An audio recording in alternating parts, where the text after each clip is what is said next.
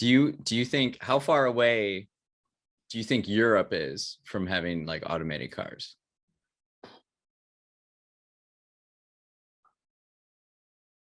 With all the bureaucracy here and all this, because it's a hell.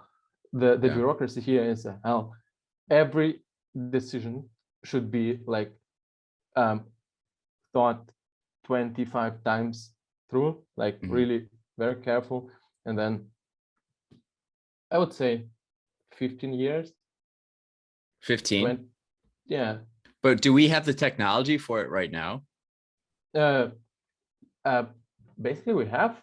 The point is that AI, there is no, for example, for self-driving cars, there should be almost zero probability of a failure. And Yeah. that's what we don't achieve right now with the self-driving cars. And I'm not speaking about Tesla, I'm speaking about other companies as Mercedes or BMW or whatever. Basically, the failure probability is still too high.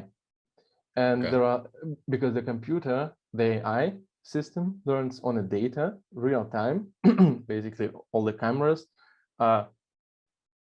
processing images and then learning on these images, okay, and classifying images. For example, here's a bicycle, here's a person walking through the street, here's a tree, and so on and so on and so on. And the system is still not learned enough to be like integrated in our everyday life. It's here, but it's still bad. Okay. In my eyes. One of my an influential book that I've read within the last 3 years is Homo Deus. Have you read it at all? No, never heard about it. So it's really so this author, Yuval Harari, he wrote like a brief history of humankind. So he kind of looks at it from like a scientific perspective of like human history. Yeah. And then Homo Deus is about the future. And so he does talk about like AI and algorithms and like data. And the main ideas that humans are now trying to live like healthier, happier, and longer. And so in the future, we'll focus a lot on biotechnology. Do you do anything with biotechnology? No, it's absolutely not my sphere, and I okay. I don't know, science stuff. I kind of lump everything together. I feel like sometimes. No. The biggest point somehow I was since my school time I was pretty bad. Chemistry, it was one of my worst subjects. Biology, the second worst subject, like from the bottom. And somehow I don't feel connected at all to medicine, to biotechnology, because it has to do a lot of with biology. Yeah. And I let other people try to improve the industry, but I will focus more on renewable energies, I would say. Okay. Yeah, tell me more about you said renewable energies, right? Yeah. What are some renewable energies you see making an impact in the future? Solar energy, for sure. That's why, for example, I've worked in a solar startup. So what happens when Hamburg has barely any sunlight? Wind turbines, like wind plant. That's a main renewable energy source here. Okay. In Nordic countries. For example, Denmark, Norway, Sweden, also Hamburg has a lot of wind plants. Even some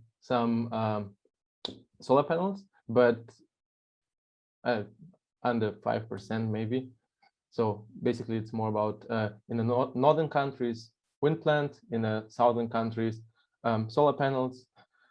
And to my mind, once we achieve like a lot of solar panels on the rooftops or a lot of wind plants, the biggest problem will be how we can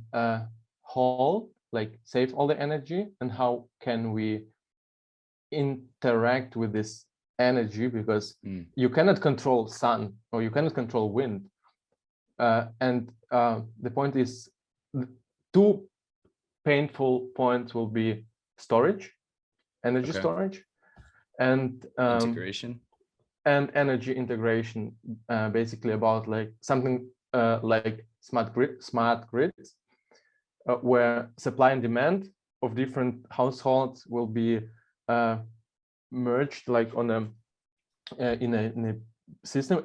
It's about big data, it's about data science, and then somehow with all these grids, energy should be transmitted from point A to point B, from point B to point A. So it'll be a big problem, because a lot of sun, for example, but not that much energy is needed, and vice versa. In winter, less sun, but a lot of energy is needed, because you have to warm up your your household. You have to you need more light, you need more, you stay more time at home, and basically that's that will be the biggest point, I would say. Interesting. So how far away are we from that, where like renewable energy is part of this like smart grid? Oh, pretty far away. I cannot give you a number. I've heard about some researches in Austria about smart grids, and they're doing pretty well in developing and integrating that kind of things, because I think mainly it's because of how the systems are constructed in Austria, energy systems and energy grids, like these traditional energy grids.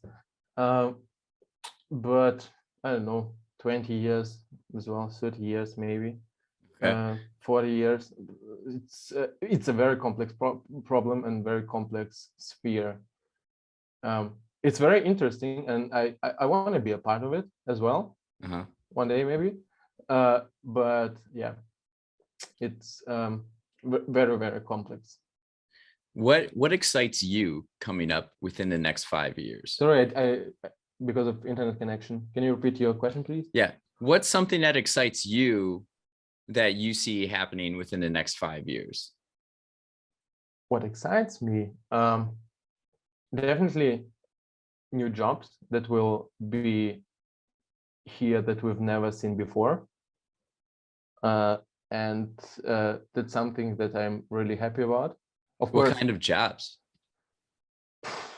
I don't know. Let's say we were talking about smart grids, and let's assume that it will be a trend, more or less, if we have renewable energies. For example, here in Europe, it's a big goal to be 100% on the clean energies, like renewable energies, in 2050. And if you want to be like completely zero carbon dioxide, like zero emissions country, you have to deal with energy consumption, supply, demand, and all these integrations and stuff. And if we're taking smart grids, plenty of jobs. You have to design, like, for example, system engineer for smart grids. So there is no job as a system engineer for smart grids, but it will be definitely a job within, I don't know, 20 years, let's say, or 30 years. And in every sphere, you take biotechnology, you take healthcare, e-commerce, I don't know, aircraft, there will be new, let's say, new professions. And I'm really excited about it, because that's new sphere, that's something new that society never seen before. That's great. Yeah, that's really cool. So would you say Hamburg is a pretty technology forward city? I would say Berlin is more technology forward city, and Hamburg is more more financial city. Like there is a lot of finance here, a lot of banks, a lot of real estate companies, but not about technology.